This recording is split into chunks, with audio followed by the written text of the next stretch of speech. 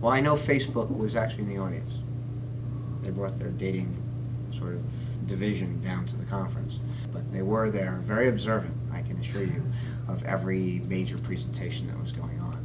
So that actually was interesting in the sense that it was not on the agenda, but now this is the first time in, I'd say, 8 years Facebook attended iDate.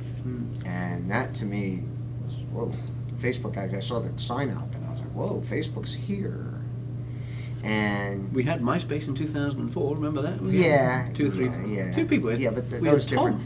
I think in this particular case, and it's outside the realm of the agenda, but you have a business now that, at this point in time, a lot of dating sites, especially mobile dating sites, are heavily reliant on Facebook as part of the process. It's almost inherent almost in their business, as you see in Tinder. Tinder probably couldn't even exist without a Facebook sign-up, right? I mean, it just wouldn't exist anymore. So it lends me to think that some people in the business are very frightened of what Facebook could do. Not in the sense that they would remove these services, but they're saying in the sense that they would say, okay, we're going to do dating, okay, and then we're going to we control everything, so we're just going to separate you guys and move you guys out of the way and put us at the top. Amazon does this as an example. Facebook could turn around and seriously disrupt dating in a major way. They will not, because it's not the market they need to be known for. Social networking is very different from internet dating, and they don't have the stigma. We have the stigma. Dating represents revenue, and Facebook right now is very concerned with revenue. Do you know, for example, now when you post on your own to your own fan page, that it doesn't appear on the walls of your users? You have to pay $300 per 10,000 people to appear on the wall. They can make so much money from advertising. If they're going to be an efficient platform for advertising internet dating sites on, it makes no sense for them to end up being an internet dating site. It muddies their brand, it makes them look bad, and there's significant risk. And it would be a very bad move on their part, and I think they recognize that. They've always been for friends who know each other. And yes, it's used for internet dating, but they will never identify as that. I just don't think they'll ever identify as that. It's deadly for their brand, and they're making too much money off the internet dating sites. So why even go that route? Steve? They will not. I could sooner see them trying to leverage the graph search API, and I don't know whether they'd want to monetize it or just get even more people using Facebook through that graph search API. If you have, like, any internet dating site would love to have access to that. Because being able to do like much more unique searches, much more kind of like word of mouth searches or natural language searches through Facebook's graph search. Like, I've been using it since the day I first got access to it, and I found it to be invaluable from a matchmaking standpoint, for finding people for networking connections, for dating. Basically, it's completely invaluable. And so for a dating site to be able to finally access that and be able to kind of incorporate that into their core functionality, I think that would be pretty huge. So there's an implicit use, and maybe they'll open up some more so that we can do a better job. You know, I think, just to, I guess, take Mark's side on this one, I think, I mean, just in terms of just revenue, you compare Facebook to a company like Google. Your average cost per click on Facebook is about anywhere between $1 and $2, whereas for Google, on an aggregate level, is going to be much higher than that. So, if it's really that much easier to acquire that much more revenue by just monopolizing that area, I don't see why not, because they already hold all that data. And, you know, while Mark Brooks, you know, it might represent a potential black eye, they could potentially just, you know, throw up a I mean, Instagram, for example, right? They own their own fan page, right? So, you know, so they don't necessarily have to do any brand damage to themselves.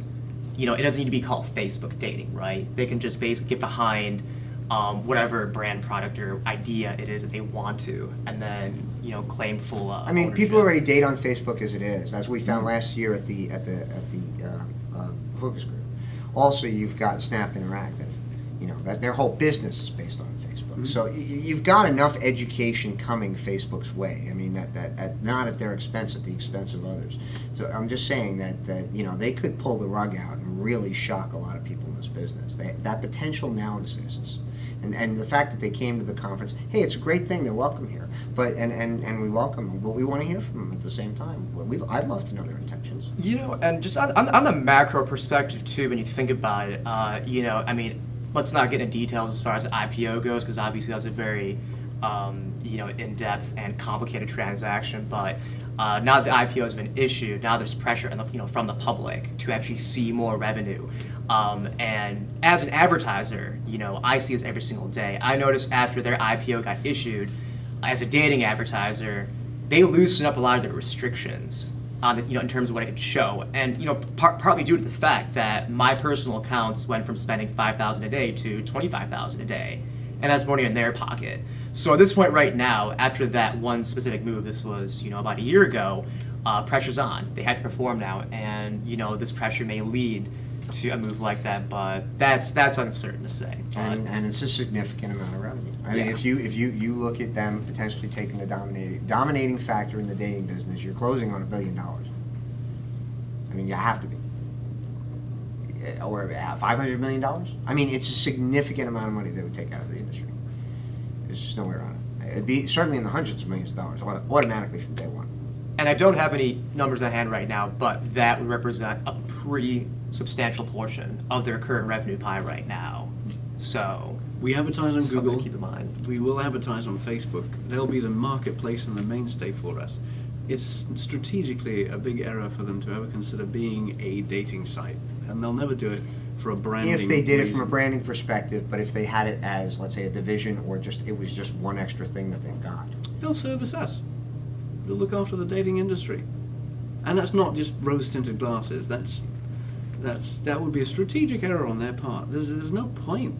They know we'll beat each other up trying to get the traffic, right? I mean, all these growth companies, if they look at the numbers, they got bigger fish to fry. Oh, I agree. basically. Is the question whether Facebook would try to itself become a dating site, or whether they would just pay to build a separate company that is its own dating site and then funnel Or it out? acquire one. Facebook, I'm not acquire saying one. Facebook would just transform itself into a dating That's site. I'm not saying happening. Facebook would have a dating arm within it. Exactly. That's what they've already got, apparently, now. Yeah, for us.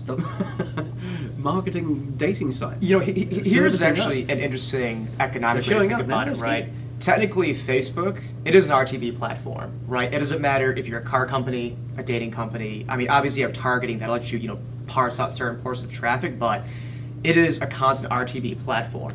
So hypothetically, if Facebook were to open its own arm, not only are they going to realize the revenue from the advertising, but also, obviously, eHarmony makes a lot of money. Zeus makes a lot of money. So now they're making money on the advertising side as well as They'd have both. the divisional, you know, operation standpoint That's true. too. So that They'd have both. That's something They'd to have their keep in cake and mind eat it too. as- Yeah, all right. which is Interesting. great for anyone. Part of social networking is meeting friends of friends for dating. So there's clearly an implicit use case, but what I'm saying is they will not be explicit about that. They won't brand on it. There won't be Facebook dating. I just think that would be My an error on warning their is part. watch what the largest companies are doing, and the largest internet-based companies are doing. If they start assimilating their customers or clients or things like that, which is what basically to some degree what Amazon is doing, you may see that trend start taking over. So I'm saying it's a potential.